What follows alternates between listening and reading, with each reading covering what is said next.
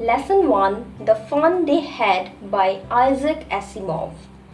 Asimov was an American writer known for his works of science fiction and popular science. This chapter, The Fun They Had, is a science fiction that means an imaginary story which describes the events and people who does not exist in the real present world. The story we shall read is set in the future when books and schools as we now know them will perhaps not exist. How will children study then? The diagram given in your book may give you some ideas about the virtual classrooms, the learning through computers, robotic teachers, and the moving e-texts. This story describes about two young children, namely Margie and Tommy, who gets education through computers sitting at their homes. Let's read the chapter. Margie even wrote about it that night in her diary. On the page headed 17 May 2157, she wrote, "Today Tommy found a real book." It was a very old book. Margie's grandfather once said that when he was a little boy, his grandfather told him that there was a time when all stories were printed on paper. They turned the pages, which were yellow and crinkly, and it was awfully funny to read words that stood still instead of moving the way they were supposed to on a screen, And then, when they turned back to the page before, it had the same words on it that it had when they read it the first time. So the chapter begins with the central character of the story, who is Margie, who makes an entry in her diary dated 17th May 2157 about Tommy finding a real book. I am sure you might be wondering about two things in this paragraph. The date 17th May 2157 and the word real book.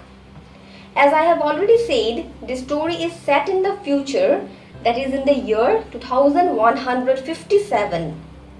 Now we are in the year 2020, almost 137 years after.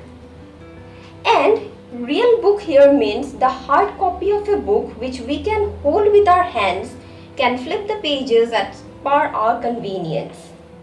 Hope you are now clear with this.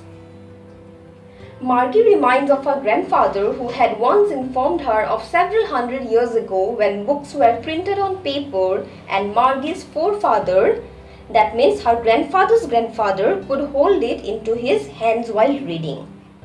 They were able to turn the crinkly pages having many folds into it, and the pages were yellowish, which shows that it existed centuries ago. Can we move the letters and words in a book, or can we zoom it? No, we cannot. And this was funny for them to read such printed books which were still in one place and were not moving, because they were used to computer screens where they can move the words and enlarge it as per their convenience. Moreover, they were also surprised to learn that the pages had the same words when it was turned again without any change. "Ee," said Tommy, "what a waste. When you are through with the book, you just throw it away, I guess. Our television screens must have had 1,000,000 books on it and it's good for plenty more. I wouldn't throw it away."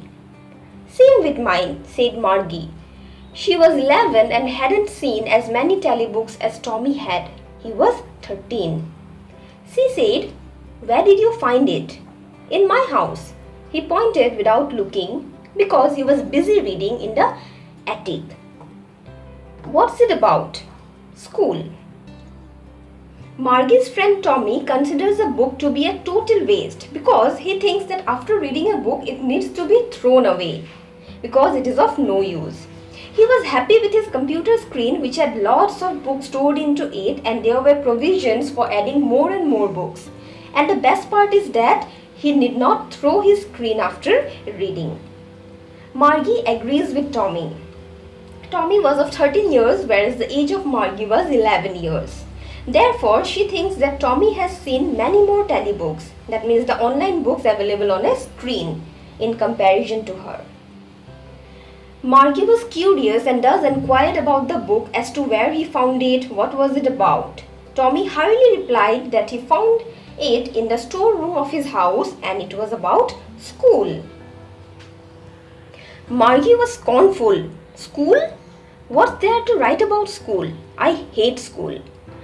Margie always hated school, but now she hated it more than ever. The mechanical teacher had been giving her test after test in geography and she had been doing worse and worse until her mother had shaken her head sorrowfully and sent for the country inspector. Margie considered it worthless to write about school because she hated school. I think at this point you can definitely relate yourself, because as children we always think why school existed, why we need to study, why can't we play, and so on. Margie never liked school, but at present she hated it more than ever because her mechanical teacher was taking test after test in geography and she was doing worse and worse. Her mom was very upset with her performance and therefore sent for the country inspector. Now here I use two unfamiliar words, mechanical teacher and country inspector. Now what are they? Mechanical teacher refers to the computer programmed to teach children of particular age level. And country inspector means a person, that is a mechanic, who repairs the mechanical teachers. He was a round little man with a red face and a whole box of tools with dials and wires. He smiled at Margie and gave her an apple, then took the teacher apart. Margie had hoped he wouldn't know how to put it together again, but he knew how all right, and after an hour or so, there it was again, large and black and ugly with a big screen on which all the lessons were shown and the questions were asked. That wasn't so bad. The part Margie hated most was the slot where she had to put homework and test papers. She always had to write them out in a punch code they made her learn when she was 6 years old, and the mechanical teacher calculated the marks in no time. The country inspector is described as a fat man with red face carrying several tools and wires to fix the machine. Margie wishes that the man must not know how to repair the computer so that she will be saved. But to her disappointment, the mechanic sets the computer all right within an hour only.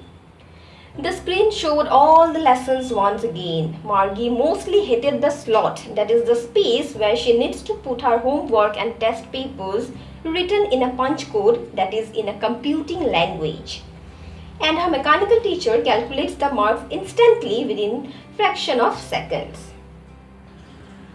The inspector had smiled after he was finished and patted Margie's head. He said to her mother, "It's not the little girl's fault, Mrs. Jones. I think the geography sector was geared a little too quick. Those things happen sometimes. I have slowed it up to an average 10-year level. Actually, the overall pattern of her progress is quite satisfactory." And he patted Margie's head again. Margie was disappointed. She had been hoping they would take the teacher away altogether. They had once taken Tommy's teacher away for nearly a month because the history sector had blanked out completely. So she said to Tommy, "Why would anyone write about school?" The mechanical teacher gently touched Margie's head and informed her mother, Mrs. Jones, that it was not Margie's fault. Her result was quite good. All that happened because the geography sector was adjusted above the level of her age, and therefore he has adjusted it to a 10-year-old level. He assured that there won't be problem anymore. Margie was upset with the news because she wished that the teacher would be put away for a month, unlike Tommy's teacher, which happened to be away for almost a month because of the issues in his history sector. And in the meantime, she questioned Tommy about the book. This shows her curiousness towards it. Tommy looked at her with very superior eyes. Because it's not our kind of school, stupid. This is the old kind of school that they had hundreds and hundreds of years ago, he added loftily, pronouncing the words carefully, centuries ago. Margie was hurt. Well, I don't know what kind of school they had all that time ago. She read the book over his shoulder for a while, then said, anyway, they had a teacher. Sure, they had a teacher, but it wasn't a regular teacher. It was a man. A man? How could a man be a teacher? Well, he just told the boys and girls things and gave them homework and asked them questions. It seems that Tommy was very busy reading the book and therefore looked awfully at Margie with unpleasant eyes. He told her that it was not like their school, rather a very old kind of school which existed hundreds of years ago. Margie was excited to know about those schools, so she started peeping at the book for some time. She found that those schools had teachers. Tommy added that they had human teachers and not robots to teach the students. The teacher used to explain, ask questions and even provided homeworks. Margie was surprised at this. She could not believe humans being teachers. A man isn't smart enough. Sure he is. My father knows as much as my teacher. He knows almost as much. Margie wasn't prepared to dispute that. She said, I wouldn't want a strange man in my house to teach me. Tommy screamed with laughter. You don't know much, Margie. The teachers didn't live in the house. They had a special building and all the kids went there. And all the kids learned the same thing. Sure, if they were the same age. Margie thought that a man can't be that smart enough to teach. Tommy opposed, as because his father knew many things unlike his robotic teacher, and he betted this. Margie disagreed with Tommy and said that she never wanted a strange man to visit her house and teach her.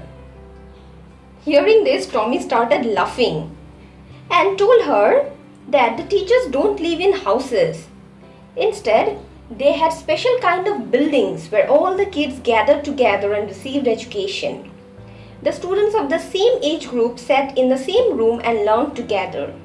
Margie was surprised to hear all the kids learning the same thing.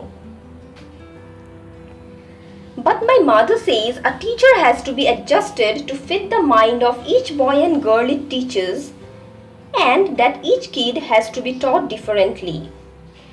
Just the same, they didn't do it the way then. If you don't like it, you don't have to read the book. I didn't say I didn't like it, Margie said quickly. She wanted to read about those funny schools.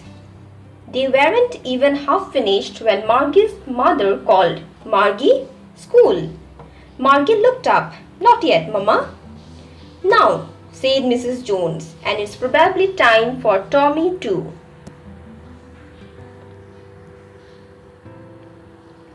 Margie said to Tommy, can I read the book some more with you after school? Margie was not at all happy with the idea of studying together because, according to her mother, every child is different and must be taught differently. Margie could not believe, as she thinks, that those schools did not teach the correct way and seemed funny instead. Tommy was annoyed hearing all this and asked Margie not to read the book if she didn't like it. Margie said that no, it's not like that, and even she wanted to read about those funny schools. Suddenly then, Margie's mom called her, for it was her school time. She looked at the clock for some time, was still left. But Mrs. Jones strictly asked both of them to go back. Margie asked Tommy if she could continue with the book after school. Maybe, he said nonchalantly. He walked away whistling, the dusty old book tucked beneath his arm. Margie went into the schoolroom. It was right next to her bedroom and the mechanical teacher was on and waiting for her. It was always on at that Same time every day except Saturday and Sunday.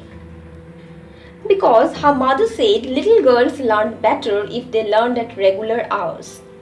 The screen was lit up and it said, "Today's arithmetic lesson is on the addition of proper fractions. Please insert yesterday's homework in the proper slot." Tommy was least bothered providing the book to Margie and walked away with the old book, putting it under his arm. On the other hand, Margie entered her classroom, which was next to her bedroom. Her mechanical teacher was ready, waiting for her at the same time as every other day, except on Saturdays and Sundays. The computer screen was on. It informed Margie of the day's class, which was an arithmetic class, and displayed the topic addition of proper fractions. At the same time, it asked for her yesterday's homework to be put in the proper slot. Margie did so with a sigh. She was thinking about the old schools they had when her grandfather's grandfather was a little boy. All the kids from the whole neighborhood came, laughing and shouting in the schoolyard, sitting together in the schoolroom, going together home at the end of the day. They learned the same things so they could help one another with the homework and talk about it. And the teachers were people. The mechanical teacher was flashing on the screen when we add fractions 1 by 2 and 1 by 4. Margie was thinking about how the kids must have loved it in the old days. She was thinking about the fun they had. So Margie entered the homework with a long deep breath that was audible. It expressed her sadness. She was busy thinking about the ancient schools prevailing during the time of her grandfather's grandfather when he was a kid. Margie was amused that all the children from the neighborhood came together in one place, laughing aloud, shouting and playing in the school playground. She also thought as the children studied the same thing, they could help each other in completing the homeworks and even go back home together after school. She was not at all interested in the ongoing class and the task given by her mechanical teacher. She was fascinated about the schools that prevailed long ago and was also thinking about the good old days of the kids, about how much fun they had during those times. She thinks that those schools were far better than the schools of today because the students were offered great fun. So students, in this chapter we learned about the transformation which is going to take place very soon in the near future, where the concept of classroom teaching, human teachers and schools will be totally changed. It also shows the reality of technology and computers dominating everything, leaving no space for social interactions.